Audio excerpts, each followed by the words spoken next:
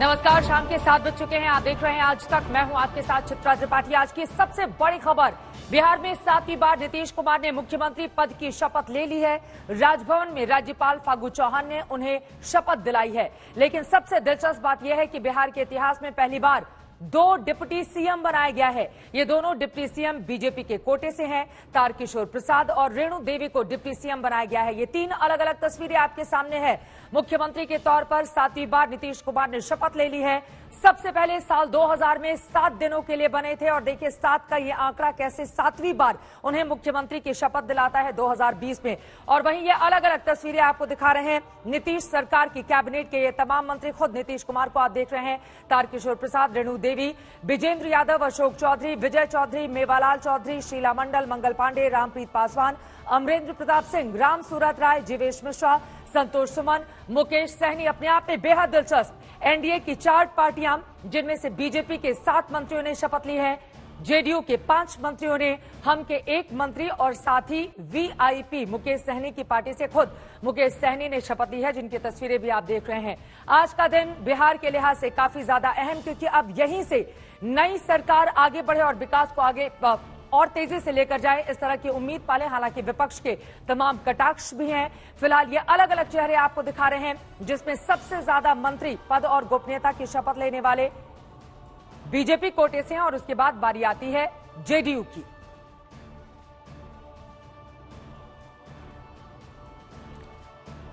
ये तस्वीरें हमने आपको दिखा दी और इस वक्त नीतीश कैबिनेट के 2 मंत्री हमारे साथ जुड़ चुके हैं। उनका तारुफ आपसे करवा देते हैं।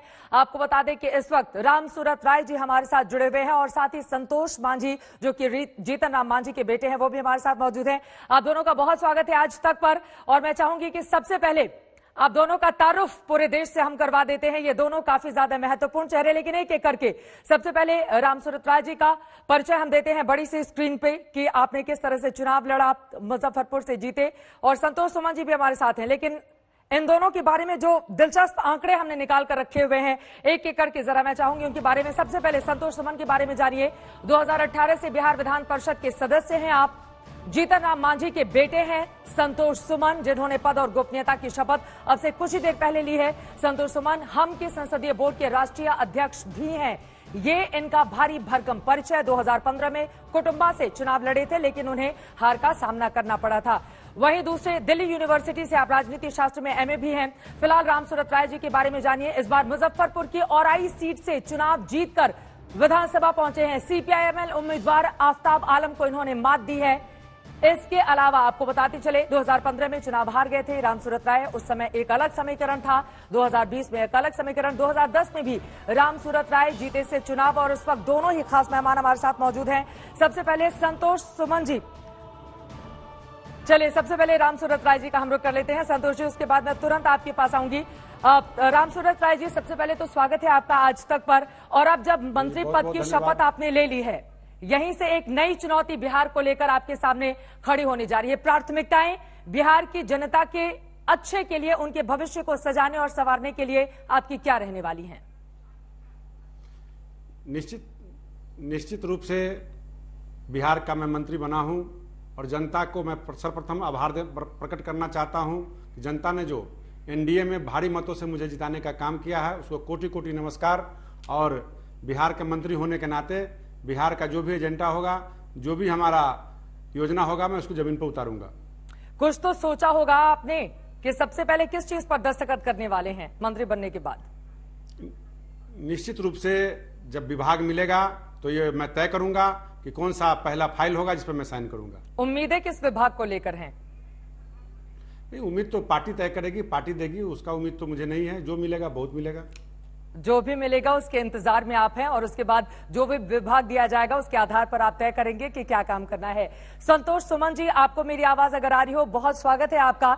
जीतन राम मांझी के आप बेटे हैं। 2018 में आपने एमएलसी का चुनाव जीता था और उसके बाद से लगातार आप विधान परिषद के सदस्य हैं। मेरा पहला सवाल, प्राथमिकताएं बिहार के विकास के लिए, बिहार को आगे ले जाने के लिए क्या है आपकी?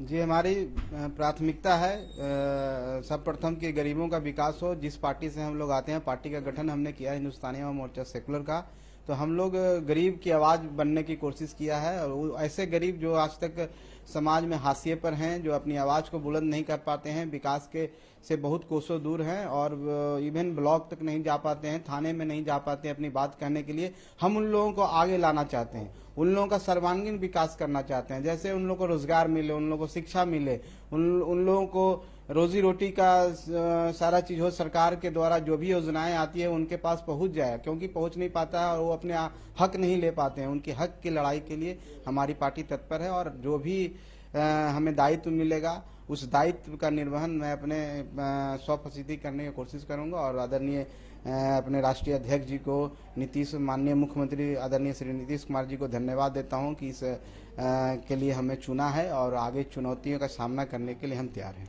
गया के इमामगंज से जब आपके पिता चुनाव लड़ रहे थे, उस दौरान मैं उस इलाके में गई थी, तब जीतन राम मांझी की ओर से कहा गया था कि शराबबंदी को लेकर वो मुख्यमंत्री नीतीश कुमार से निवेदन करेंगे कि इस कानून में बदलाव लाया जाए ताकि गरीबों को जो नुकसान अभी हो रहा है वो नहीं हो, क्योंकि गरीब फंस जाते हैं, बड़े पैसे वाले लोग छूट जाते हैं। तो इसको लेकर क्या सोच है आपकी? क्या मुख्यमंत्री से इस बारे में आप लोग निवेदन करेंगे कि शराबबंदी को लेकर थोड़ी ढिलाई बरती जाए ताकि लोग परेशान ना हो?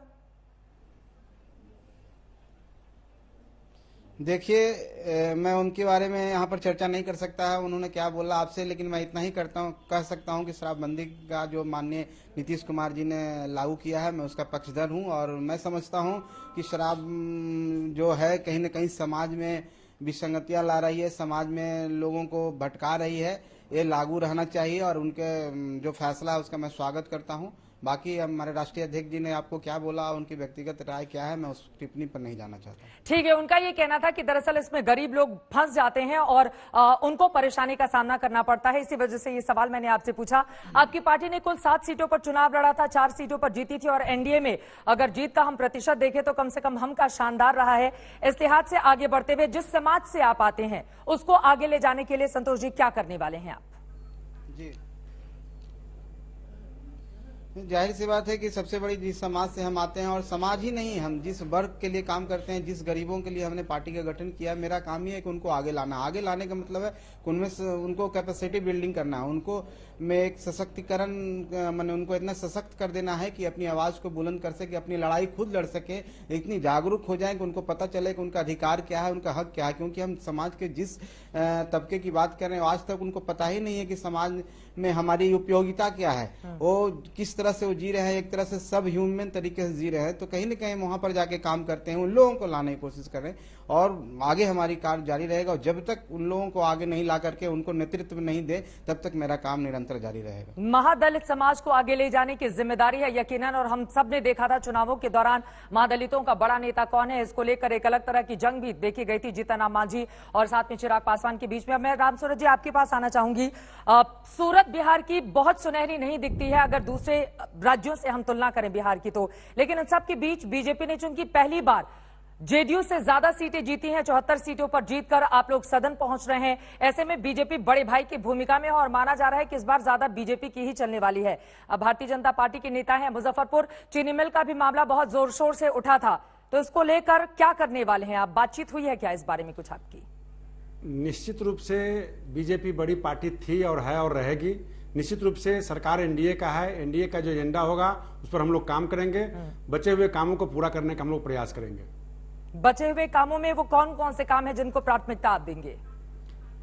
निश्चित रूप से जो हमारे समाज के दबे कुचले गरीब लोग हैं, उन लोगों की जो योजनाएं बची हुई है, जिनका आवास भी बचा हुआ है, जिनका रोड बचा हुआ है, जिनका बिजली का काम बचा हुआ है, वैसे बचे हुए कामों को प्राथमिकता के आधार पर पहले करना है। और अपने क्षेत्र के अंतर्गत जो हमारी समस्याएं थी, जिसको मैंने मुद्दा बना के चुनाव लड़ा था, उसमें बभनगामा तरार का पुल हमारा सबसे बड़ा मुद्दा था।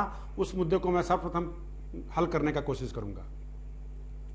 बहुत शुक्रिया आप दोनों लोगों का आज तक से जुड़ने के लिए और ये चर्चा करने के लिए। उम्मीदें आप दोनों से ही बहुत ज्यादा हैं और उम्मीद यही कि इस पर आप दोनों खरे भी उतरेंगे, क्योंकि नई सरकार जब भी बनती है जाहिर तौर पर एक अलग तरह का उल्लास और उत्कर्ष होता है, लेकिन आगे आप लोग क्या काम करते हैं, क्या प्राथमिकताएं इस पर रहती हैं आपकी, आज तक की नजर लगातार इस खबर पर बनी रहेगी। फिलहाल के लिए बहुत शुक्रिया और बहुत बधाई आप दोनों लोगों को।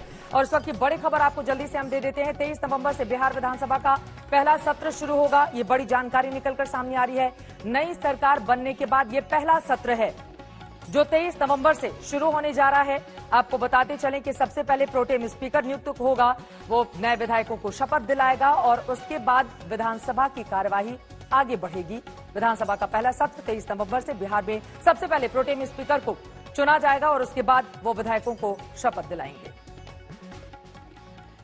तो तारीख भी सामने आ गई है, 23 नवंबर वो तारीख जब प्रोटेम स्पीकर का चुनाव होगा, विधानसभा का पहला सत्र। ये वो तारीख होगी जिसके जरिए अब बिहार एक अलग दिशा में आगे बढ़ेगा। लेकिन इन सबके बीच नीतीश कुमार ने 7वीं बार बिहार के मुख्यमंत्री के तौर पर पद और गोपनीयता की शपथ ले ली है। इस शपथ के साथ ही नीतीश कुमार ने साबित कर दिया है कि जनादेश में भले ही वो थोड़ा पिछड़ गए हों, मगर सत्ता उनकी ही है। ये रिपोर्ट देखिए।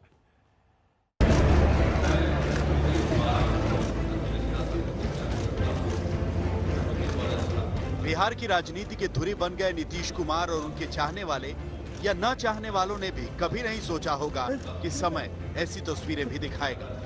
जब साल 2000 में 7 दिन के लिए मुख्यमंत्री बने नीतीश कुमार 7वीं बार मुख्यमंत्री पद की शपथ लेंगे। राजभवन का मंच सजा था, मंच पर राज्यपाल की मौजूदगी थी। समारोह में बीजेपी के अध्यक्ष जगत प्रकाश नड्डा थे, गृह मंत्री अमित शाह थे।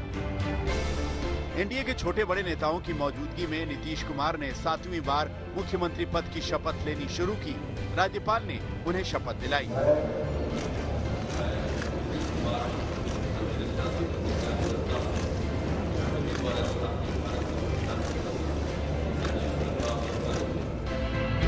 बिहार की राजनीति पिछले 15 सालों में खूब बदली, मगर नीतीश कुमार अड़े रहे, डटे रहे। सत्ता की चाबी अपने हाथ से नहीं जाने दी, मुख्यमंत्री की कुर्सी खिसकने नहीं दी। बहुत खुशी है और बहुत मजबूत सरकार बनी है और बिहार को आगे ले जाएगी। क्या इस बार समीकरण कोई बदले हैं? आप लोग बड़े अब हो गए हैं, जेडीयू छोटी हो गई है। नहीं, ऐसे कोई छोटे बड़े का नहीं होता। नीतीश जी हमारे नेता है, वो हमारे मुख्यमंत्री है और उनके नेतृत्व में सरकार बहुत मजबूती से चलेगी। 5 साल चलेगी पूरा सरकार? पूरी 5 साल चलेगी, अच्छे से चलेगी। बिहार के जनादेश को बीजेपी के पक्ष में और नीतीश कुमार के विरोध में माना गया। बीजेपी के चुनावी प्रदर्शन ने ही नीतीश की सत्ता जाने से बचा लिया। बीजेपी एनडीए में नंबर 1 पार्टी बन गई और जेडीयू से बड़े भाई का दर्जा छिन गया। कहने का अर्थ ये कि भले ही जेडीयू की सीटें कम आई, भले ही जेडीयू का वोट प्रतिशत घटा, तमाम उतार चढ़ावों से जेडीयू गुजरी, लेकिन नीतीश कुमार उन झंझावातों के बीच भी नायक बनकर निकले। फिलहाल बिहार की राजनीति में नीतीश कुमार का कोई विकल्प नहीं। यही नीतीश कुमार की ताकत भी है और यही अब नीतीश कुमार का चैलेंज भी है, क्योंकि अब उनके साथ सरकार में उनसे ज्यादा सीटों वाली बीजेपी है। हालांकि महागठबंधन की ओर से नीतीश कुमार के शपथ ग्रहण समारोह का बहिष्कार किया गया। तेजस्वी ने शपथ ग्रहण समारोह में जाने से इनकार किया तो कांग्रेस ने भी समारोह में जाने से मना कर दिया। लेकिन इन बातों का अब अर्थ नहीं बचा है। बिहार में सत्ता की चाबी एक बार फिर नीतीश कुमार के हाथ में है। नीतीश कुमार एक बार फिर से बिहार के मुख्यमंत्री हैं। रोहित कुमार सिंह के साथ सुजीत झा, पटना, आज तक। अब की बार फिर से नीतीश कुमार, लेकिन बिहार में पहली बार 2 उप मुख्यमंत्री बनाए गए हैं। दोनों उप मुख्यमंत्री बीजेपी के कोटे से हैं। इसके अलावा जेडीयू और बीजेपी के 5 मंत्री बनाए गए हैं। जीतन राम मांझी के बेटे को मंत्री पद मिला है, जबकि वीआईपी दल के मुखिया को भी मंत्री बनाया गया है। इस तरह से नीतीश कुमार के अलावा कुल 14 चेहरों ने आज पद और गोपनीयता की शपथ ली है और इसके साथ ही 23 तारीख को पहला सत्र शुरू हो जाएगा विधानसभा का। सबसे पहले प्रोटेम स्पीकर, और ये देखिए तस्वीरें भी हम आपको दिखा रहे हैं, पद और गोपनीयता की शपथ जब मुख्यमंत्री नीतीश कुमार ले रहे थे। कैसा है पूरा का पूरा सूरत हाल इस मंत्रिमंडल का, इस रिपोर्ट के जरिए जानिए।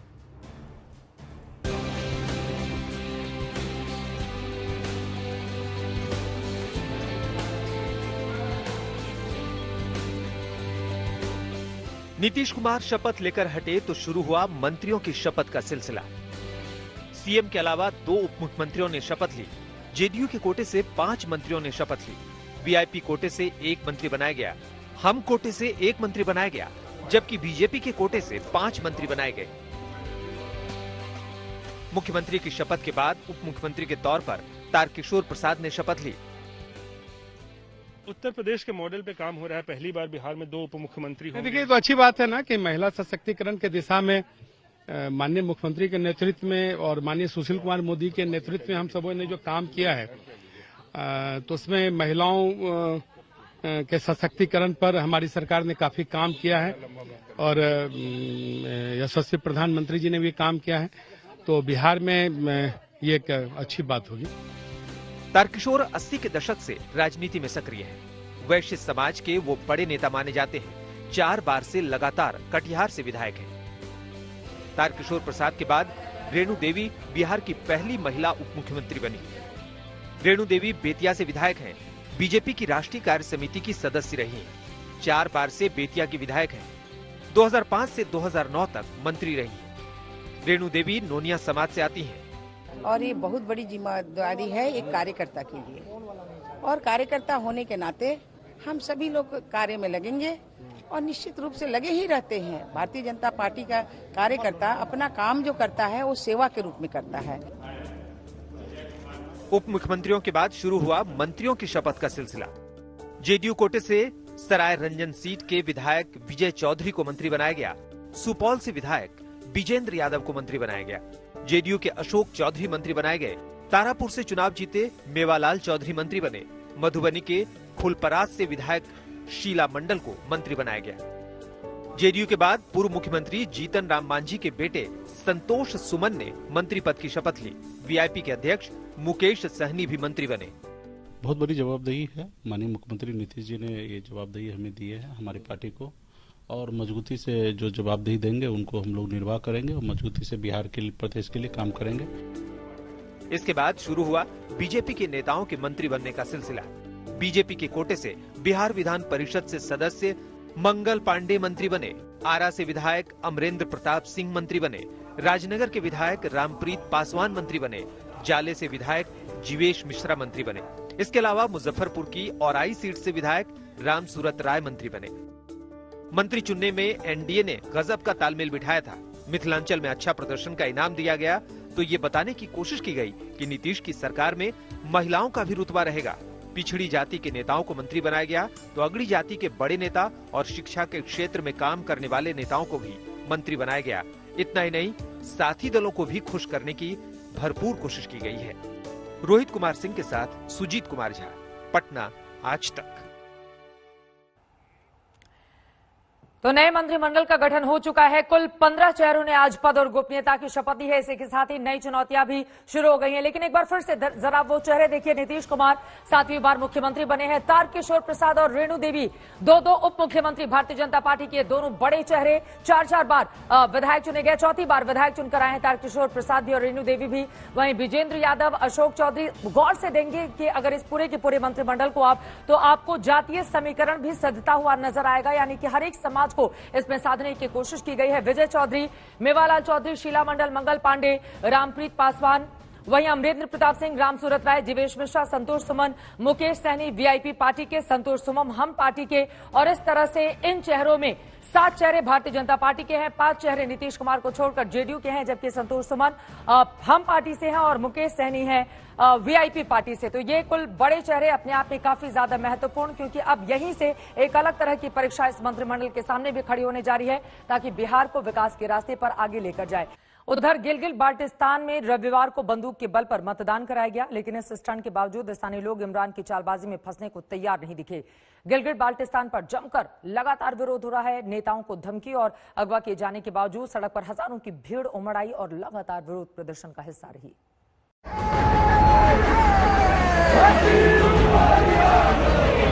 की सरकार नहीं चलेगी, नहीं चलेगी। भागीरथी की सरकार नहीं चलेगी, नहीं चलेगी। हम जान चाहते, हम जान चाहते। ये गिलगित बाल्टिस्तान के लोगों की आवाज है। ये पाकिस्तान और उसकी सेना के जुल्म के खिलाफ खुली बगावत है।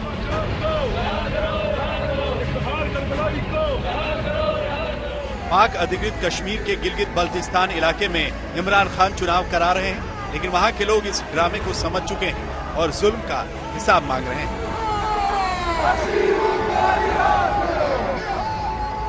इमरान खान ने 15 दिन पहले गिलगित बाल्टिस्तान को अंतरिम सूबा बनाने का फैसला लिया था।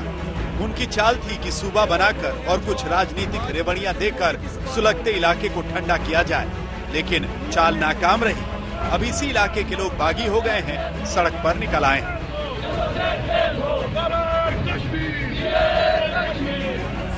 इस बगावत से पाकिस्तान की सेना पूरी तरह बौखला गई। पुलिस और सेना लोगों को बोलने नहीं दे रही, मंच से उन्हें घसीट कर उतारा जा रहा है।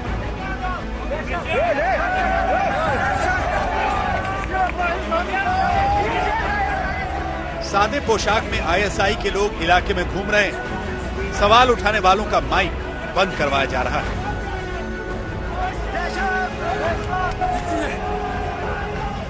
यकीन करें, अगर आज आप लोगों ने ये मसला हल नहीं किया, ये मसला रोज रोज बढ़ता रहेगा। ये गुजारिश भी है आप लोगों से, आप इसे धमकी समझें, जिस तरीके से समझना है समझे, लेकिन इनका मसला हल करें। ये दुनिया का फलक्रम है, ये दुनिया का मरकज है, ये आपका गला है, गला।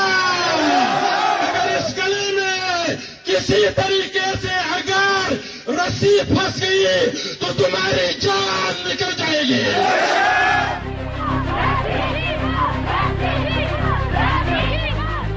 गिलगित बाल्टिस्तान के लोगों की आवाज बंद करने की कोशिश नई नहीं है, लेकिन पाकिस्तानी सेना जितना जुल्म कर रही है उतना ही विरोध तेज होता जा रहा है।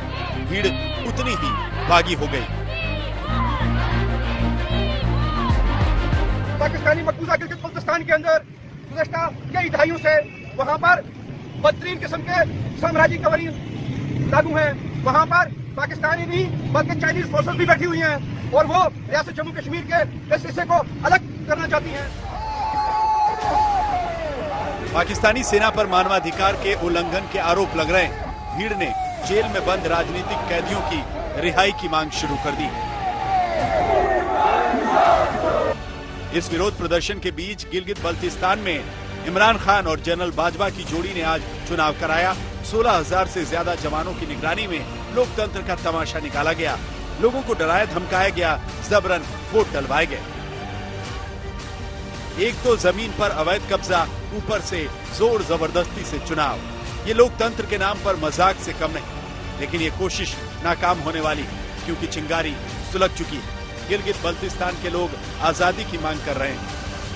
KIU में जो पॉलिटिकल डिबेट हुआ था उसमें भी हमने कहा है कि हम 15 नवंबर में जो इलेक्शंस हो रहे हैं हम उनका बाइकआउट कर रहे हैं, क्योंकि वोट उसको दिया जाता है जो अपनी रियाया का मसाइल हल करे। ये लोग तो हमारे मसाइल हल करने के लिए तैयार ही नहीं है। दरअसल इमरान और बाजवा की जोड़ी एक तीर से दो निशाना साधने की कोशिश कर रही। इमरान खान यहाँ चुनाव में जीत दर्ज कर पाकिस्तान में अपने खिलाफ बह रही सियासी हवा को बदलना चाहते हैं। वहीं पाकिस्तानी सेना प्रमुख बाजवा गिलगित बाल्टिस्तान को अंतरिम सूबा बनवाकर भागे हुए लोगों को फुसलाने की कोशिश कर रहे हैं। लेकिन इस जोड़ी को ये समझ लेना चाहिए कि गिलगित बाल्टिस्तान के साथ पूरा पीओके पाकिस्तान के हाथ से निकल चुका है। उसके अवैध कब्जे के खात्मे की उल्टी गिनती शुरू हो चुकी है। गिलगित बाल्टिस्तान के लोगों को जितना दबाएंगे वो उतना ही बगावत करेंगे। आज तक ब्यूरो। साथ शपथ इसलिए क्योंकि 7वीं बार मुख्यमंत्री के तौर पर पद और गोपनीयता की शपथ ली है नीतीश कुमार ने। ये अलग अलग तस्वीरें आपको दिखा रहे हैं। नीतीश कुमार जब शपथ ले रहे थे उस समय की यह तस्वीर, और इसके अलावा पहली बार बिहार के इतिहास में ऐसा हुआ है तारकिशोर प्रसाद और रेणु देवी के रूप में दो उप मुख्यमंत्री जो नीतीश कुमार को सरकार के कामकाज में मदद करेंगे। भारतीय जनता पार्टी के ये दोनों ही नेता चौथी बार दोनों ही विधानसभा में पहुंचे हैं और जाहिर तौर पर जिम्मेदारी इस लिहाज से काफी ज्यादा महत्वपूर्ण। नीतीश कुमार ने आज 7वीं बार बिहार के मुख्यमंत्री के पद पर शपथ ली है। अपने शपथ ग्रहण से कुछ दिन पहले ही नीतीश कुमार ने आज तक संवाददाता सुजीत कुमार झा से खास बातचीत की थी, एक्सक्लूसिव बातचीत की थी और बिहार के लिए आगे का रोड मैप बताया था। आज चूंकि मुख्यमंत्री के तौर पर 7वीं बार शपथ ले ली है नीतीश कुमार ने, तो ये जानना बहुत जरूरी है कि आगे बिहार को ले जाने के लिए क्या है नीतीश कुमार की सोच। देखिए, 15 साल अपने ये सरकार चलाया है और पीएम मोदी ने भी कहा अपने भाषणों में कि आपका ज्यादातर वक्त जो है यूपीए सरकार के साथ ही मतलब जो शासन का काल है वो गया है और इनके साथ जो है डबल इंजन की सरकार 3.5-4 साल तक चला है। तो आपको लगता है कि डबल इंजन की सरकार से आपको फायदा हुआ, बिहार में फायदा हुआ? तो स्वाभाविक तौर पर केंद्र में जब आदरणीय नरेंद्र मोदी जी प्रधानमंत्री, उनकी सरकार है तो उनके माध्यम से तो देश भर के लिए काम हो रहा है, बिहार के लिए तो एडिशनल काम हुआ ही है। लेकिन पहले भी चाहे केंद्र में कोई भी सरकार, हम लोग तो अपने मेहनत से काम किए ना। एक परिस्थिति ऐसी बन गई कि रोजगार रोजगार रोजगार रोजगार, बेरोजगारी हर साल हर मैनिफेस्टो में, पहले के मैनिफेस्टो में रहा करता था कि इस बार ये क्यों ज्यादा है? क्या कोरोना का? ये सब लोग बोल रहे हैं जी, एकदम बिल्कुल ही फालतू बात है।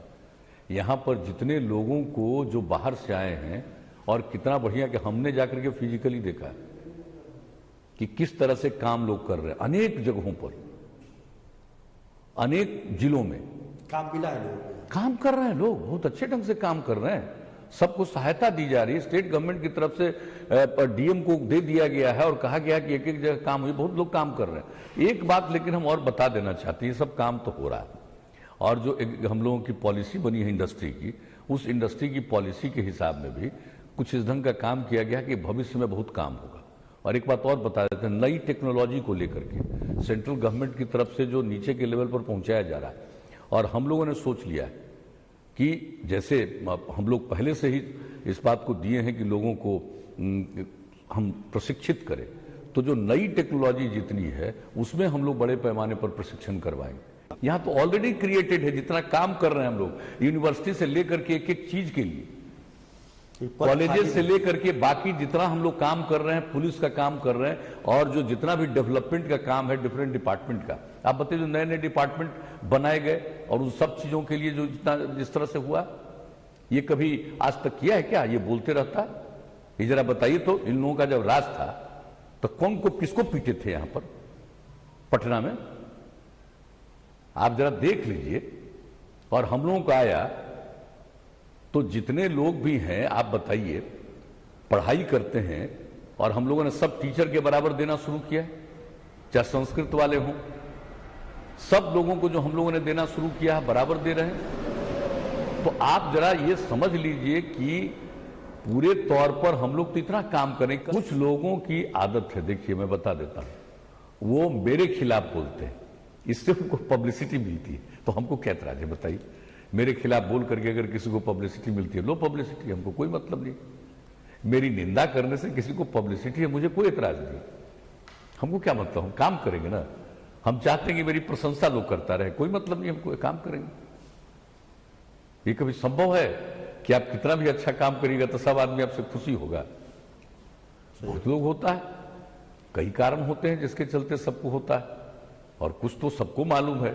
ये जो महिलाओं के कहने पर शराबबंदी लागू किया, जिसको लेकर के कुछ लोग, खास लोग हैं, जो कितनी नाराजगी है मेरे प्रति।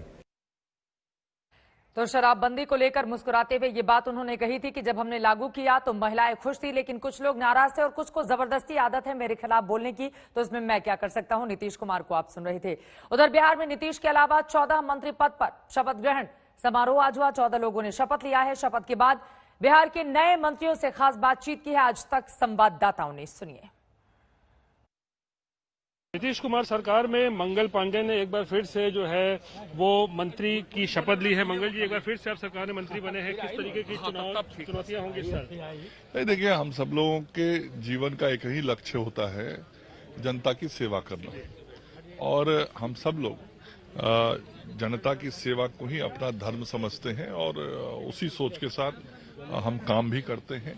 एक बार फिर से राज्य की जनता ने हम सब लोगों को काम करने का अवसर दिया है, जनादेश दिया है, तो हम सब लोग बढ़िया से काम करेंगे और इस बिहार को प्रधानमंत्री जी के सपने के अनुरूप आत्मनिर्भर बिहार बनाएंगे अपने मुख्यमंत्री जी के नेतृत्व में। फिर से स्वास्थ्य मंत्रालय की बागडोर संभालेंगे आप? वो तो जो भी माननीय मुख्यमंत्री जी तय करेंगे वो विभाग का काम हम करेंगे। मोदी की कमी कैसे होगी? देखिए, संगठन में समय समय पर जिम्मेवारियां बदलती रहती हैं, तो जब जिसको जो जिम्मेवारी रहता है वो काम होता है।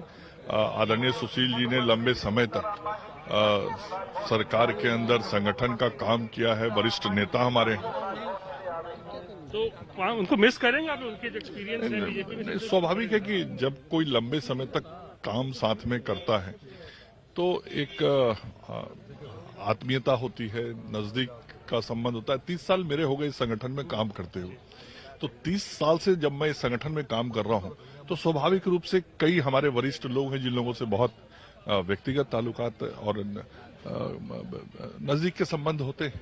आप लोग बड़े भाई की भूमिका में आ गए हैं बीजेपी? नहीं, देखिए, आप सब मीडिया के मित्र जिस भी शब्द और वाक्य का इस्तेमाल करें, हम लोगों का बहुत स्पष्ट है कि हम एनडीए की टीम के रूप में काम कर रहे हैं और हमारे लीडर और हमारे मुख्यमंत्री श्री नीतीश कुमार हैं, उनके नेतृत्व में हम सब लोग काम कर रहे हैं। निश्चित बहुत अच्छा लग रहा है और बिहार में माननीय मुख्यमंत्री नीतीश जी के नेतृत्व में जो सरकार चलना है तो उसके लिए हम लोग काम करेंगे और हमें बहुत खुशी है कि 15 साल का माननीय मुख्यमंत्री जी का बहुत बड़ा एक अनुभव है और उनके हाथ के नीचे काम करने का मौका मिला है, तो बेहतर काम करेंगे। नहीं, वो कहीं ना कहीं एक विपक्ष का भूमिका निभा रहे हैं और कहीं ना कहीं बिहार के 12 करोड़ जनता का अपमान कर रहे हैं। बिहार के 12 करोड़ जनता का जनादेश एनडीए के साथ है और उनको कहीं ना कहीं इसको स्वीकार करना चाहिए। इस जगह पे राजनीति नहीं करना चाहिए क्योंकि 12 करोड़ जनता का आस्था है। कहीं कुछ ऊपर नीचे नहीं होगा, बहुमत से हम लोग आगे हैं और मजबूती से माननीय नीतीश जी के नेतृत्व में बिहार में सरकार चलेगा। बताइए, क्या आपकी प्राथमिकता क्या रहेगी, क्या आपकी पसंद है, ये बताइए। देखिए, हम जिम्मेवारी बड़े बखूबी निभाएंगे। जो भी जिम्मेवारी सरकार के द्वारा दी जाएगी आदरणीय मुख्यमंत्री जी के द्वारा, उस जिम्मेवारी को सत्य निष्ठा के साथ 100% जमीन पे उतारने का प्रयास करेंगे। कृषि पर ज्यादा आपका ध्यान रहेगा क्या? कुछ अभी हम लोग कैसे करें, ये सारा प्रोग्रेटिव हमारे मुख्यमंत्री जी का है। क्या दें, जो चीज देंगे सब चीज की हम कर्मनिष्ठा जो जिम्मेदारी मिली है उसको पूरा करेंगे। और उम्मीद थी कि बनिएगा इतना जल्दी, दूसरा टर्म है आपका? पार्टी के शीर्ष नेताओं का निर्णय है, जो जिम्मेदारी मिली है उसको पूरा करेंगे। अच्छा, तो उस्मानी को हराने का तो नहीं आपको इनाम मिला है? उस्मानी को जाले की महान जनता ने हराया है, हम तो पार्टी के टिकटार्थी थे वहां से, तो जाले की महान जनता का आभार आपके माध्यम से प्रकट करते हैं। आपको लगता है कि इस बार मिथिलांचल ने जितना दिया है एनडीए को, उस हिसाब से प्रतिनिधित्व? निश्चित रूप से मिथिलांचल ने जो दिया उसका प्रतिनिधित्व मिथिलांचल को मिला है। अशोक चौधरी जी ने भी मंत्री पद की शपथ ली है। अशोक जी, फिर एक बार नई जिम्मेदारी आपको नीतीश सरकार में? हाँ, नीतीश जी के साथ काम करना तो हमेशा अच्छा लगता है। नीतीश जी एक अनुभवी राजनेता हैं, उनके साथ काम करने का एक अपना नया अनुभव मिलता है। किस तरीके की चुनौती रहेगी? कुछ नई चुनौतियां होंगी क्योंकि इस बार कुछ समीकरण बदले हुए हैं। ये चुनौतियां हैं, हमेशा किसी भी सरकार में मंत्री के रूप में रहिएगा तो अगर आपको परफॉर्म करना है तो चुनौतियां हैं। और चुनौतियां तो नीतीश जी तो ऐसे ही बहुत हार्ड टास्क मास्टर हैं, तो उनके साथ तो काम करना चुनौतीपूर्ण ही है। बड़े भाई छोटे भाई की जब क्या होगा, जब बड़ा छोटा ये नैरेटिव किया जाता है, ये पॉलिटिकल नैरेटिव बार बार किया जाता है कि छोटा। एनडीए ने चुनाव नीतीश कुमार के चेहरे पर लड़ा था और एनडीए को बहुमत मिला है, सिंपल। अब उसमें आप माइक्रो डिटेल में जाइएगा तो फिर बहुत सी बातें आती है। अब ठीक है, हमारे खिलाफ में लोग थे जो हमको हराने की कोशिश कर रहे थे, उन सबको आगे भविष्य में कैसे हम लोग निपटेंगे उसको देखा जाएगा। सुशील मोदी की कमी खलेगी सरकार में नहीं है तो? देखिए, ऐसा है कि Sushil Modi as a leader he is excellent person और 15 साल में अगर बिहार का विकास हुआ है उसमें सुशील मोदी जी की भी बड़ी भूमिका है। 3.3 के विकास दर से अगर 12.8 बिहार आया है तो being a finance minister he also worked very hard और as a leader he is a very fabulous person. और हमने तो उनको एज ए कांग्रेस प्रेसिडेंट भी देखा है जब वो भारतीय जनता पार्टी के उप मुख्यमंत्री थे। एक कार्यक्रम में मैं गया था, उन्होंने वहां पर उनका भाषण उन्होंने दिया था क्योंकि उनको नेक्स्ट डे कैलकाटा में किसी बैंकिंग उस पर भाषण देना था। क्या प्रिपरेशन था, he was a different person. हमको लगता है कि इस प्रदेश में दूसरा सुशील मोदी नहीं कोई हो सकता। 5 साल कोई दिक्कत नहीं होगी सरकार चलाने में? नहीं, क्यों दिक्कत क्यों होगी, इसके पहले भी इसी तरह का मैंडेट था। तो नीतीश सरकार के नए नए मंत्रियों को आप सुन रहे थे, बिहार को आगे ले जाने की बात एक सिरे से सभी करते हुए। लेकिन बिहार में बीजेपी के चुनाव प्रभारी थे महाराष्ट्र के पूर्व मुख्यमंत्री देवेंद्र फडणवीस, जिन्होंने जमकर पसीना बहाया और जाहिर तौर पर बीजेपी को इसका फायदा में मिला। एनडीए में सबसे बड़ी पार्टी 74 सीटों को जीतने के साथ ही बीजेपी बन गई है। देवेंद्र फडणवीस से बातचीत की है हमारे संवाददाता ने, सुनिए। देवेंद्र जी, मंत्रिमंडल का गठन हो गया, आपने पूरे चुनाव के दौरान बिहार में बीजेपी के प्रभारी के तौर पर आपने काम देखा, कैसा आपने ये पूरी कैसा रहा आपका? नहीं, देखिए, बहुत अच्छा रहा। यहाँ की हमारी जो भारतीय जनता पार्टी बिहार की टीम है उसने बहुत मेहनत की और मोदी जी ने, आदरणीय प्रधानमंत्री जी ने जो नेतृत्व दिया, ये उन पर विश्वास है। बहुत जबरदस्त लोगों का उनके ऊपर प्रेम है और उसके चलते हमको जीत मिली है। जेडीयू भी एक मजबूत पार्टी है, आपका सहयोगी रहा है। नीतीश कुमार का कितना इसमें योगदान आप देखते हैं? निश्चित है, क्योंकि उनकी साफ छवि है, बेदाग छवि है और हमारे गठबंधन के नेता उनको हमने घोषित किया था, तो उनके नेतृत्व में हम चुनाव लड़े, उसका बिल्कुल योगदान रहा है। लेकिन काफी उलटफेर हुआ, सुशील कुमार मोदी को उप मुख्यमंत्री पद नहीं देना, क्या मतलब एक बीजेपी का अगले मतलब युवाओं को मौका देने का कुछ? नहीं, सुशील जी हमारे एसेट है भाई, उनको तो कहीं ना कहीं पार्टी मौका और देगी। पीढ़ियां बदलती है, नए नए नेतृत्व तैयार होता है। भारतीय जनता पार्टी में एक परिपाटी है, नए लोगों को लाया जाता है, तो एक नई टीम भी आई है। इस बार का जो सरकार चलेगी, आपको कैसा लगता है, क्या मतलब? बहुत मजबूती से चलेगी, बहुत मजबूती से, बिल्कुल चलेगी। देवेंद्र फडणवीस को आप सुन रहे थे, उन्होंने कहा मजबूती से 5 साल चलेगी सरकार। वहीं बिहार में शपथ समारोह से पहले पटना में हलचल तेज हो गई थी। जेडीयू और बीजेपी के दफ्तर पर कार्यकर्ता खुशियां मना रहे थे। खुद बीजेपी अध्यक्ष जेपी नड्डा और गृहमंत्री अमित शाह भी पटना पहुंचे और शपथ ग्रहण समारोह का हिस्सा बने।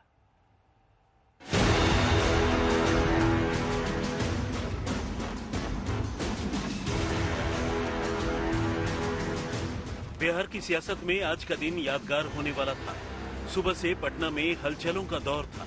एनडीए के खेमे में खुशियां थी, जेडीयू दफ्तर के बाहर जश्न था, बीजेपी दफ्तर के बाहर ढोल नगाड़े बज रहे थे। माननीय नीतीश कुमार जी के नेतृत्व में बिहार में फिर बाहर लाना है, विकास करना है। ऊपर नरेंद्र भाई मोदी, नीचा नीतीश कुमार। हम लोग के नेता हैं यहाँ मुख्यमंत्री नीतीश कुमार जी, और वहाँ दिल्ली में माननीय नरेंद्र मोदी जी। कोई फर्क नहीं पड़ेगा, हम लोग मिलजुल करके बिहार का विकास करेंगे। दिल्ली से बीजेपी अध्यक्ष जेपी नड्डा और गृह मंत्री अमित शाह पटना पहुंचे। एयरपोर्ट पर ही अमित शाह का स्वागत किया गया। सुशील मोदी ने अमित शाह को शॉल भेंट की। इसके बाद चल पड़ा कारवां बीजेपी दफ्तर की ओर। अमित शाह की गाड़ी पर फूलों की बारिश थी, मौका बड़ा था।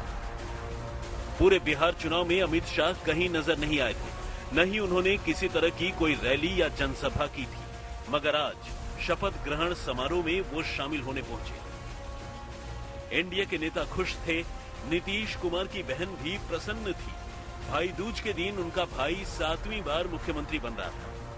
बहुत खुशी की बात है कि हम 7वां बार मुख्यमंत्री बन रहे हैं। आज अच्छा दिन है, भैया दूज भी है और मुख्यमंत्री शपथ ले रहे हैं। इधर हिंदुस्तानी आवाम मोर्चा के मुखिया जीतन राम मांझी का परिवार भी खुश था, क्योंकि हम के कोटे से मांझी के बेटे संतोष सुमन शपथ लेने वाले थे। माननीय मुख्यमंत्री जी का विश्वास और मुझे किस दायित्व के लिए वो सक्षम समझते हैं, और उनका जो भी आदेश होगा, उनका जो भी मुझे दायित्व मिलेगा, मैं उसे अपनी पूरी क्षमता से 100% करने का कोशिश करूंगा। तो समाप्त हुआ शपथ समारोह और शुरुआत हुई है एक बार फिर नीतीश के शासन की। उम्मीद कीजिए कि एनडीए की यह सरकार बिहार के लिए असरदार हो। रोहित कुमार सिंह के साथ सुजीत झा, पटना, आज तक। तो बिहार में ये नई शुरुआत है। 243 विधानसभा में 15% मंत्री बनाए जा सकते हैं, यानी कि कुल 36। अभी 14 ने शपथ ली है। आगे और मंत्रिमंडल का विस्तार होगा। उम्मीद यही कि बिहार को आगे ले जाने में ये तमाम चेहरे जोर शोर से लगेंगे और बिहार को तरक्की की राह पर तेजी से आगे बढ़ाएंगे।